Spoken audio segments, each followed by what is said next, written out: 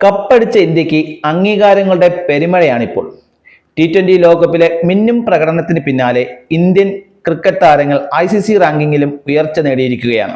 സവിശേഷമായും മലയാളി താരം സഞ്ജു സാംസൺ കുതിപ്പിലാണ്. ലോകകപ്പിന് പിന്നാലെ പുറത്തിറങ്ങിയ ICC റാങ്കിങ്ങിൽ 18 സ്ഥാനങ്ങൾ മെച്ചപ്പെടുത്തി സഞ്ജു കരിയറിലെ ഏറ്റവും മികച്ച റാങ്കിംഗ് ആയ 22ാം സ്ഥാനത്തെത്തിയിരിക്കുകയാണ്.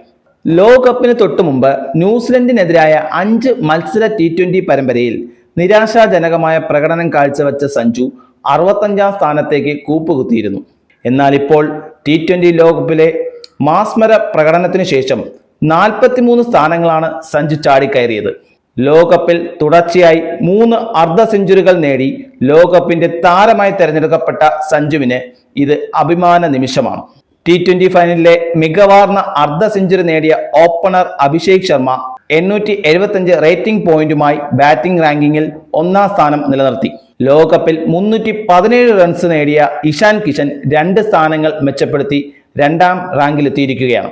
1ാം സ്ഥാനത്തുള്ള അഭിഷേകിനേക്കാൾ വെറും 4 റേറ്റിംഗ് പോയിന്റ് മാത്രം പിന്നിലാണ് ഇഷാൻ എന്നതും ശ്രദ്ധേയമാണ്.